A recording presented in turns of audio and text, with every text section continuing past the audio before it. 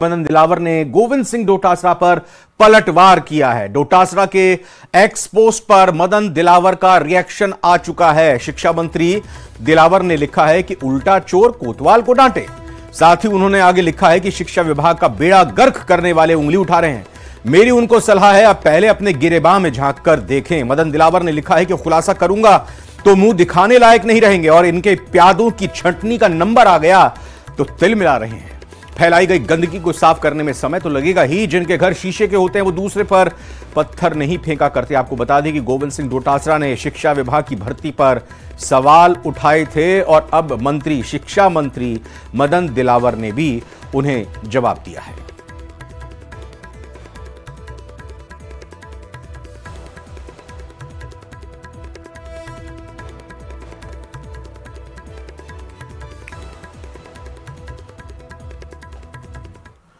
और राजस्थान में 7 सीटों पर होने वाले उपचुनाव को लेकर सियासी बयानबाजी तेज हो गई है। सभी राजनीतिक पार्टियों ने अपने अपने दावेदारों को चुनावी मैदान में उतार दिया है। भाजपा प्रदेश अध्यक्ष मदन राठौड़ ने बीजेपी में टिकट वितरण को लेकर कहा कि कांग्रेस नेता भी मुझसे कहते हैं आपने उपचुनाव में टिकटों का चयन अच्छा किया है, तो वहीं फिक्सिंग के सवाल पर भी अपनी बात उन्होंने रखी है।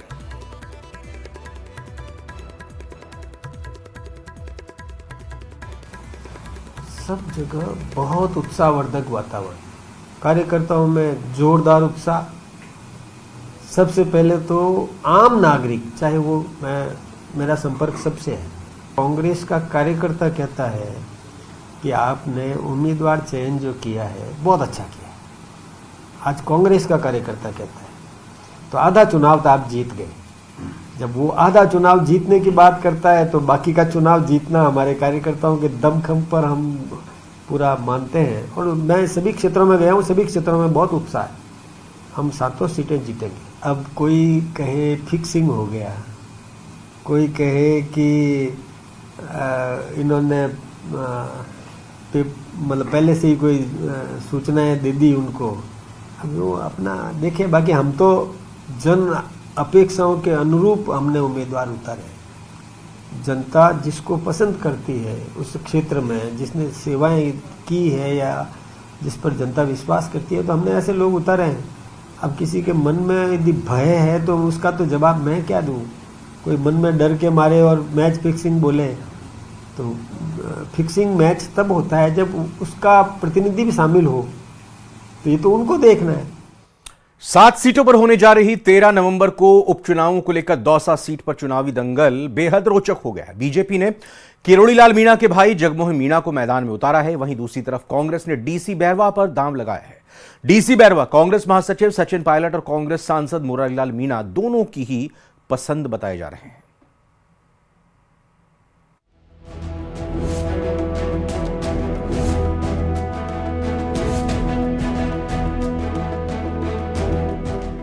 दौसा के दंगल में मुकाबला हुआ रोचक। जगमोहन मीणा की डीसी बैरवा से टक्कर।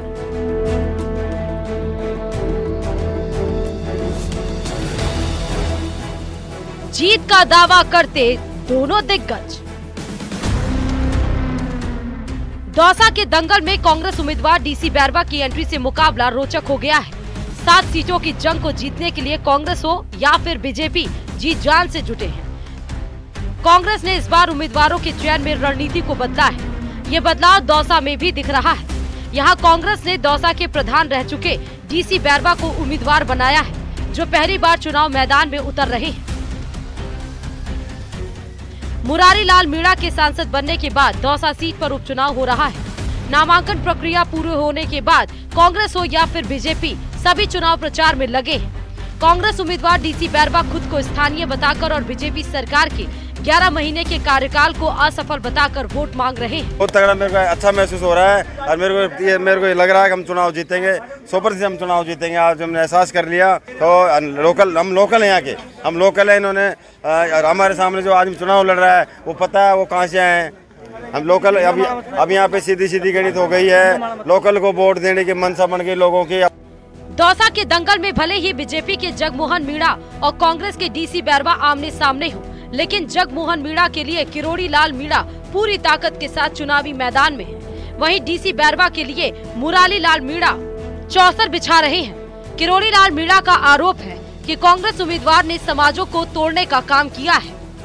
उन्होंने समाजों को तोड़ा है, उनके कैंडिडेट ने। उन्होंने गुर्जर समाज के लोगों के मुकदमा लगाया, घने लोगों के सेक्शन 3 के मुकदमे लगाए, आप देख सकते हैं। और उनका जिस ढंग का, मैं व्यक्तिगत चरित्र के बारे में कुछ नहीं कहना चाहता, उनकी व्यक्तिगत लाइफ को कैसे भी जिए, पर वो पत्थर तोड़ने वाला नहीं है, वो लोगों के दिल तोड़ने वाला कैंडिडेट है।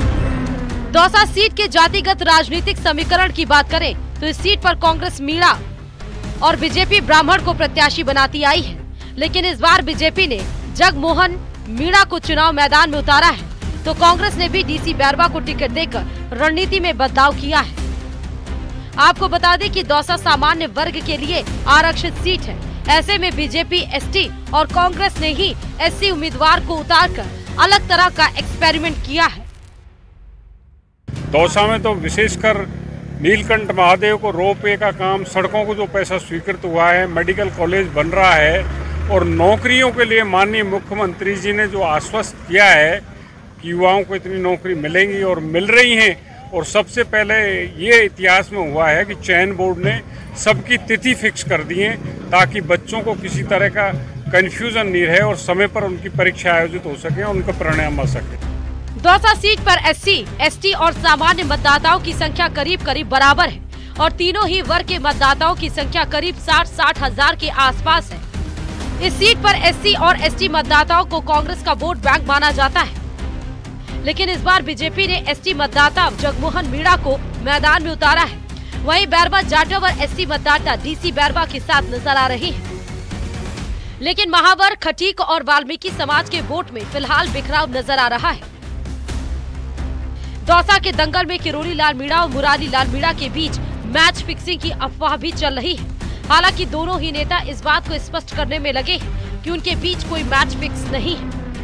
ऐसा ही सब कहने की बात है। मैं शुरू से कहता हूँ किरोड़ी लाल की विचारधारा बीजेपी विचारधारा है, मेरी विचारधारा कांग्रेस विचारधारा है, हमारी पार्टी की विचारधारा में बीजेपी की विचारधारा में 36 का आंकड़ा है। बिल्कुल ये जो बहुत से लोग जो टिकट मांग रहे थे उन्होंने इस तरीके से फैलाई थी। दौसा सीट पर ब्राह्मण समेत सामान्य वर्ग का वोट बैंक करीब 60 हजार है, जो फिलहाल साइलेंट है। हालांकि सामान्य सीट पर सामान्य वर्ग को टिकट न मिलने से नाराजगी जरूर है। बात करें ओबीसी वर्ग की तो वर्तमान में गुर्जर, माली और मुसलमानों का झुकाव कांग्रेस की तरफ है, लेकिन गुर्जर और माली मतदाता अभी दौसा के दंगल पर नजर बनाए हुए हैं और वोट को लेकर यह तय नहीं कर पा रहे हैं कि किसके पक्ष में जाना है।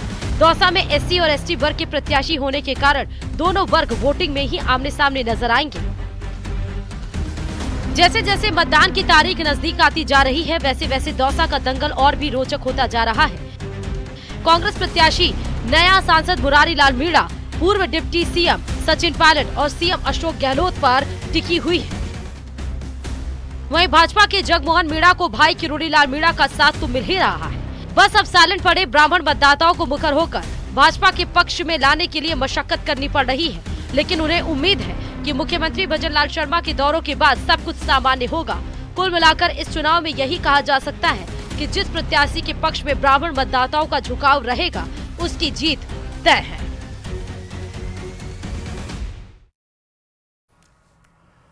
और झुंझुनू में प्रस्तावित उपचुनावों को लेकर दाखिल किए नामांकन पत्रों की जांच हुई। जांच के बाद रिटायर्ड आईएएस अशफाक हुसैन द्वारा बीएसपी से दाखिल किया गया नामांकन टिकट के अभाव में निरस्त कर दिया गया है, लेकिन आज ही अशफाक हुसैन ने अपना निर्दलीय नामांकन भी वापस लेकर चुनाव मैदान छोड़ दिया है।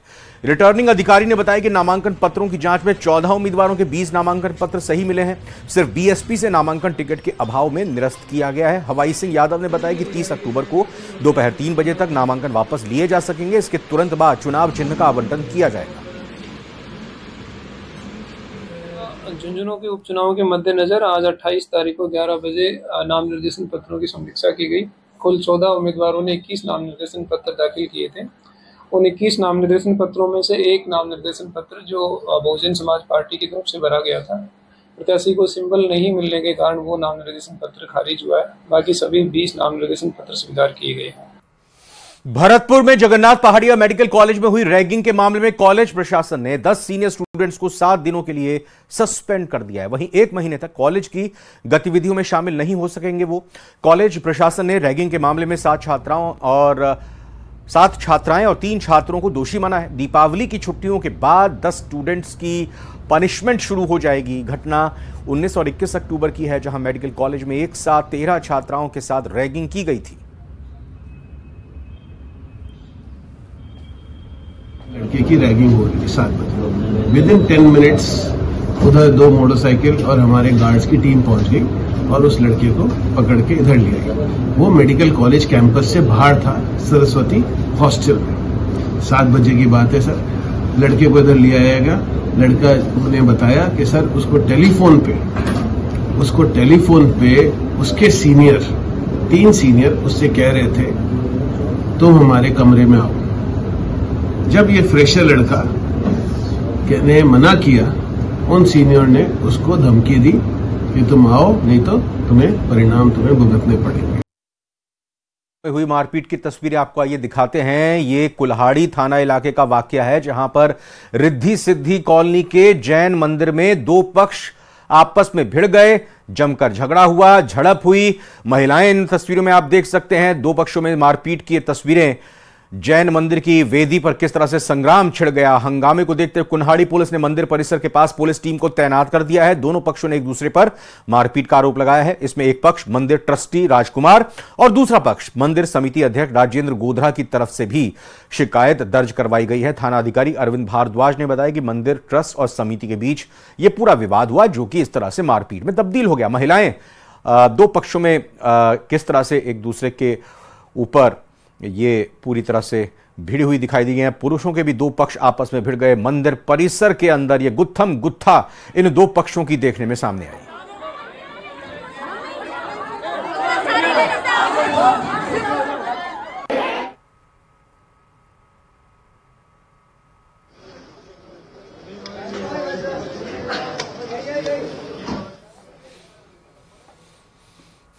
मुख्यमंत्री भजनलाल शर्मा, देख सकते हैं आप लाइव तस्वीरें इस वक्त पहुंचे हैं और उनका स्वागत किया जा रहा है। जयपुर से लाइव तस्वीरें। मुख्यमंत्री भजनलाल शर्मा बीजेपी प्रदेश कार्यालय पहुंचे हैं और यहां उनका स्वागत किया जा रहा है। तो बीजेपी प्रदेश कार्यालय में पहुंचे हैं। जाहिर तौर पर उपचुनाव की 7 सीटों को लेकर रण इस वक्त छिड़ा हुआ है और इसी रण को लेकर बीजेपी अपने उम्मीदवारों का ऐलान कर चुकी है। नामांकन हो चुका है। मुख्यमंत्री खुद नामांकन सभाओं में शामिल हो चुके हैं। अब आगे की रणनीति किस तरीके से चुनाव को लेकर बनाई जाए, ये पूरा मंथन इस बैठक में किया जा सकता है। रणनीति एक तरह से नए सिरे से तैयार करने को लेकर यह बैठक बहुत महत्वपूर्ण है। आपको बता दें कि 7 सीटों पर यह उपचुनाव जो होना है, उनमें से 1 सीट ही बीजेपी के पास है, लेकिन कोशिश बीजेपी की तरफ से यही है कि सरकार के 10 महीने के कार्यकाल को लेकर जनता के बीच जाया जाए और इस 1 सीट के आंकड़े को ज्यादा से ज्यादा बढ़ाने की कोशिश की जाए। और इसी कड़ी में लगातार बीजेपी के प्रदेश अध्यक्ष या मुख्यमंत्री खुद पूरी तरह से मेहनत करते हुए दिखाई दे रहे हैं और इसी कड़ी में मुख्यालय में पहुंचे हैं यहां। और बीजेपी की तरफ से यही कोशिश की आगामी चुनावों को लेकर पूरी तत्परता के साथ चुनाव लड़ा जाए और बेहतर से बेहतर रिजल्ट पार्टी के पक्ष में हासिल किया जा सके। तो प्रदेश कार्यालय पहुंचे हैं मुख्यमंत्री भजनलाल शर्मा और प्रदेश कार्यालय पर पहुंचने पर उनका स्वागत किया गया। प्रदेश संगठन से जुड़े हुए नेता पहले से ही मौजूद और इस दौरान बातचीत होगी, मंथन होगा, क्या रणनीति और किस तरह से प्रचार आगे किया जाए, कौन कौन से वो मुद्दे हैं जिन्हें लेकर इन 7 सीटों पर जनता के बीच जाया जा सके।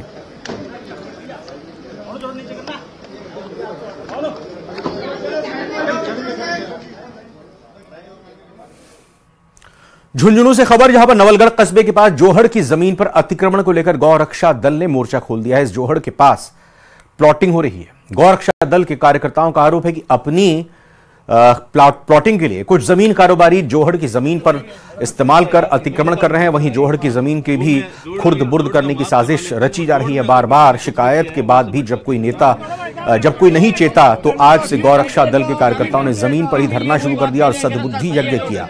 धरने की सूचना पर तहसीलदार मौके पर पहुंचे, जिन्होंने गौ रक्षा दल के प्रतिनिधियों से वार्ता की। तहसीलदार ने तुरंत मौके पर ही गिरदावर और पटवारी को जोहड़ की जमीन का सीमांकन कराकर जोहड़ की जमीन पर बनाई गई दीवार और डाली गई सड़क को तोड़ने के आदेश दिए। साथ ही कुछ सामान भी वहां पड़ा हुआ था, उसे भी जब्त करने के आदेश दिए गए। अतिक्रमण किया जा रहा है, इसके खिलाफ है।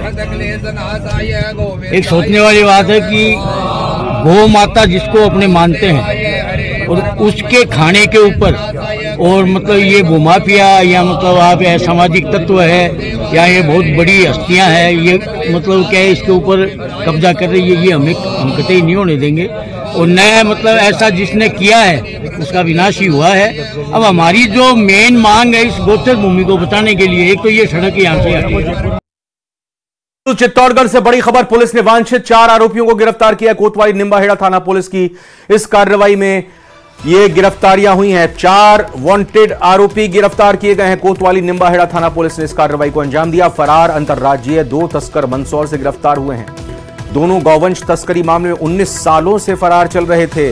पॉक्सो एक्ट मामले में 8 साल से एक व्यक्ति फरार चल रहा था, एक आरोपी फरार चल रहा था। चोरी के मामले में 1 साल से फरार एक और आरोपी को भी गिरफ्तार किया गया। तो लंबे समय से फरार चल रहे इन आरोपियों को गिरफ्तार किया गया। देखिए, प्रदेश कार्यालय, बीजेपी प्रदेश कार्यालय की अंदर की तस्वीरें, जहां पर बैठक चल रही है। प्रदेश अध्यक्ष मदन राठौड़ मौजूद, मुख्यमंत्री भजनलाल शर्मा भी इस बैठक में शिरकत करने के लिए पहुंच चुके हैं और बीजेपी की पूरी प्रदेश की इकाई, पूरी टीम इस दौरान यहां पर बैठे हुए हैं, मौजूद हैं। मुख्यमंत्री और प्रदेश अध्यक्ष इस बैठक में मुख्य तौर पर मंथन करेंगे, आगे की बीजेपी की रणनीति को लेकर मंथन करेंगे, चिंतन करेंगे और आगे आने वाले चुनावों को लेकर रणनीति तैयार की जाएगी। तो बीजेपी के पदाधिकारी इस बैठक में मौजूद। बीजेपी प्रदेश कार्यालय जयपुर में ये बैठक इस वक्त चल रही है। एक्सक्लूसिव लाइव तस्वीरें आपकी टीवी स्क्रीन पर।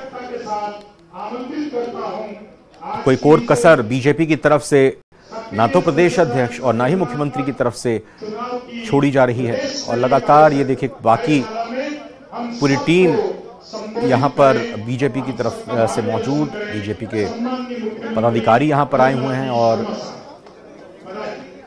अब इस दौरान संवाद होगा, बातचीत होगी, रणनीति पर चर्चा होगी।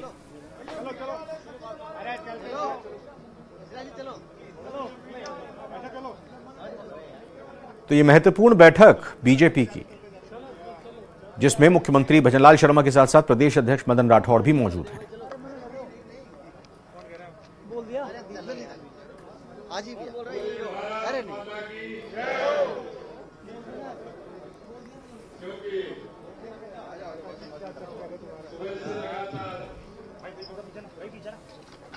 आइए, मुख्यमंत्री इस वक्त पोडियम पर आए हैं, क्या बातें रख रहे हैं सुनने की कोशिश करते हैं।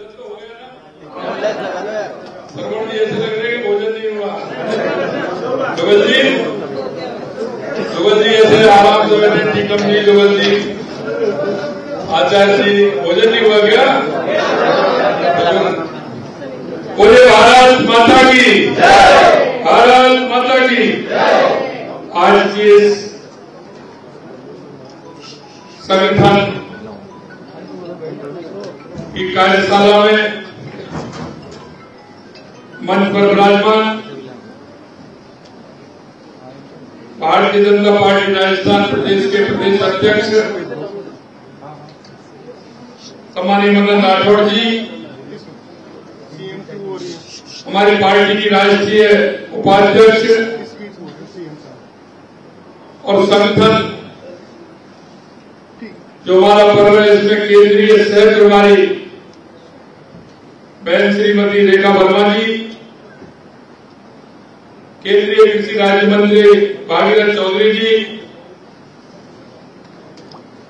पार्टी के वरिष्ठ नेता सम्मानीय ओंकार सिंह जी लखावत साहब,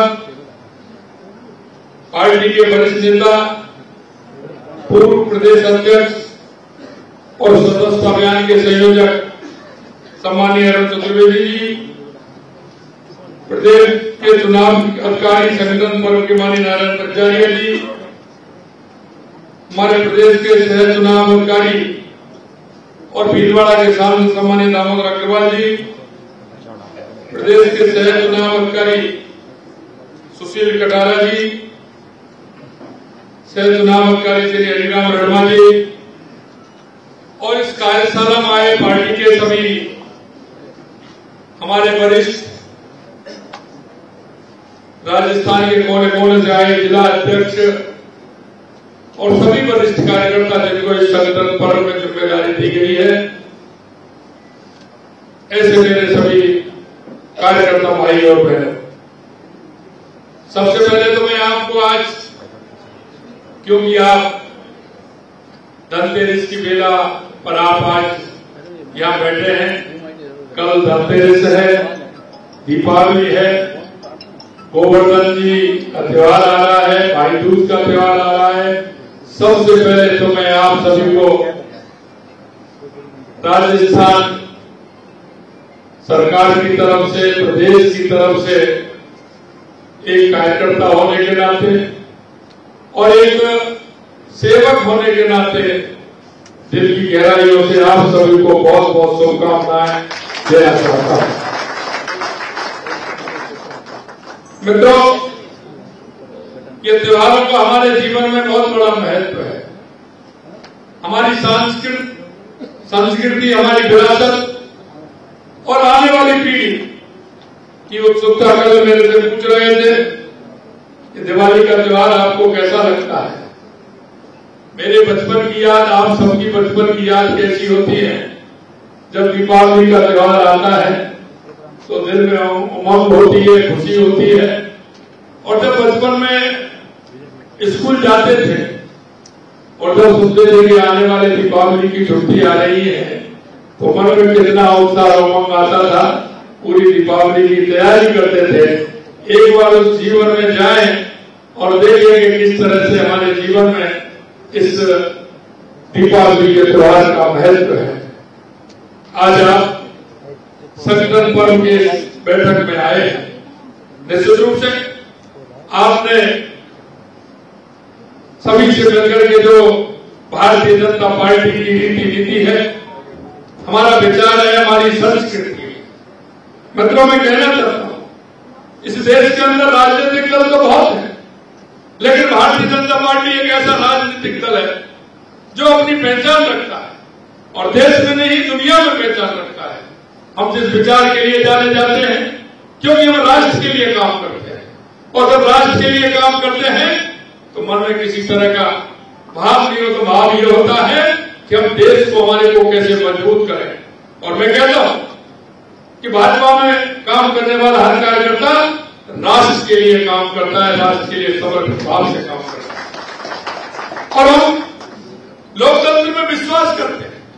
लोकतंत्र में विश्वास करते हैं तो आंतरिक लोकतंत्र भी हमारे अंदर होता है, और वो लोकतंत्र पर संगठन पर्व हमारा चल रहा है।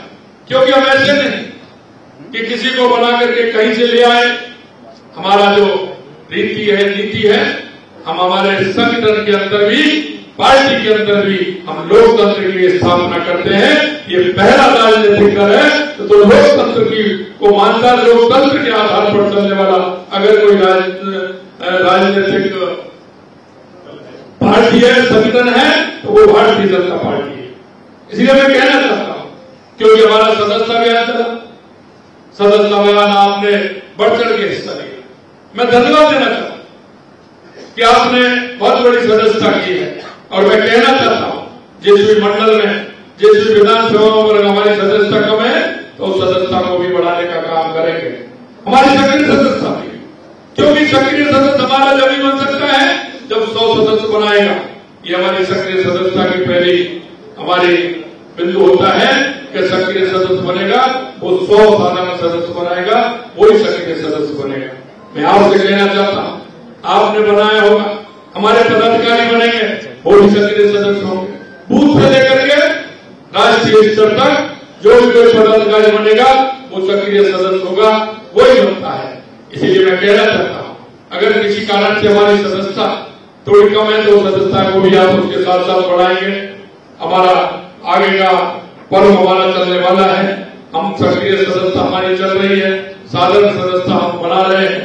मैं आपसे इतना ही अनुरोध करना चाहता हूं क्योंकि जब हम संगठन का काम करते हैं तो कई बार हमारे ध्यान में आता है कि हम हमारी पार्टी को मजबूत करते हैं और इस देश को मजबूत करने का काम करते हैं। हमारे जब संगठन पर लेकर के हम चलते हैं, गांव ढाणे जाते हैं, हर शक्ति केंद्र पर जाते हैं, बूथ पर जाते हैं, हम नए लोगों को भी सदस्य बनाते हैं। नए लोगों को सदस्य बनाते हुए उनको मीटिंग में बुलाते हैं और वो हमारे नए सदस्य भी बनते हैं। ये शुरुआत 1950 से लेकर के शुरुआत हुई थी और मैं कह सकता हूँ 21 अक्टूबर 1951 को जनसंघ के नाम से हमारा ये संगठन बना था और धीरे धीरे सहने हमारे विचार को लेकर के संगठन आगे बढ़ा। आज ये देश का नहीं दुनिया का सबसे बड़ा कोई अगर राजनीतिक संगठन है तो वो भारतीय जनता पार्टी है, क्योंकि आगे हमारा संगठन पर्व है। पहले मंडल के चुनाव होंगे, हमारे जिले के सभी जिले के प्रभारी लगे हैं, सह प्रभारी हमारे लगे हुए हैं। ये जो जिले के प्रभारी और सह प्रभारी है, मंडलों के सह प्रभारी लगाएंगे। मैं आपसे इतना ही कहना चाहता हूं, क्योंकि राजनीति में जब काम करते हैं तो आपको अपने आप अनुभव होता है कौन सा कार्यकर्ता हमारा काम करने वाला है। लेकिन मैं इतना ही कहना चाहता हूं कि जिस भाव और भावना से हम काम करते हैं, हमारा कार्यकर्ता अच्छा कार्यकर्ता जो काम करने वाला है, संगठन में जो काम करता है, यही मैं कहना चाहता हूं। क्योंकि आप लोग जिलों में भी जाओगे, जिले के बाद मंडल में भी जाओगे और नीचे से हमारी संरचना होती है। ये भारतीय जनता पार्टी है, इसकी संरचना बूथ से लेकर के शक्ति केंद्र से लेकर के हमारा मंडल अध्यक्ष का चुनाव होता है और मंडल अध्यक्ष का चुनाव जब होता है उसके बाद हमारे जिला अध्यक्ष का चुनाव हो जाता है और जिला अध्यक्ष का चुनाव होता है तो प्रदेश अध्यक्ष का चुनाव होता है। ये हमारी कड़ी है और इस कड़ी में हमारे वो सारे कार्यकर्ता हिस्सा लेते हैं जो हमारे नीचे तक के कार्यकर्ता होते हैं। मैं आपसे इतना ही कहना चाहता हूँ कि आप उन कार्यकर्ताओं, क्योंकि कभी कभी हमारे मन में भाव आ जाता है कि ये मेरा जो संगठन में काम करने वाला कार्यकर्ता है, निष्पक्षता से जिसका नाम आ रहा है उस कार्यकर्ता को आगे बढ़ाने का काम करें जिससे हमारा संगठन मजबूत हो। इसके साथ साथ हमें यह भी करना है कि हमारी सदस्यता है वो सक्रिय सदस्यता की हमें तैयार करनी है, जिससे कोई भी हमारा कार्यकर्ता किसी काम के लिए वंचित नहीं रह जाए। क्योंकि संगठन का काम भी मिलता है तो उसकी सक्रिय सदस्यता आवश्यक है। उन सक्रिय सदस्यताओं को भी पूर्ण रूप से मंडल तक ले जाने का हम काम करें। वैसे तो मैं कह सकता हूं कि आप सभी लोग बहुत लंबे समय से ये काम कर रहे हैं, आप सभी का अनुभव है। कई लोग मैं देख रहा हूं 40 साल 45 50 साल से आप काम कर रहे हैं। मंच पर बैठे लोग सभी हमारे बहुत ही अनुभवी हैं। ये अच्छा संगठन का काम हमारा आगे होने वाला है। मेरा अंत में इतना ही कहना है कि आप संगठन के काम को गति देते हुए हमारे संगठन को मजबूत करने का काम करेंगे। आपने देखा होगा, दामोदर जी कह रहे थे, मैं आपको इतना ही विश्वास दिला सकता हूं कि हमारी सरकार को 10 महीने हुए हैं, लेकिन 10 महीने के अंदर आपने देखा हो हर क्षेत्र में हमने जिस तरह से काम किया है, हमने जो वायदे किए एक एक वायदा हमने पूरा किया है। राजस्थान के लोग कहते थे कि पेट्रोल और डीजल पर दाम कम होंगे, हमने इतिहास देख लीजिए, 7 रुपये 57 पैसे 6 रुपये 42 पैसे पेट्रोल पर, 7 रुपये 57 पैसे हमने डीजल पर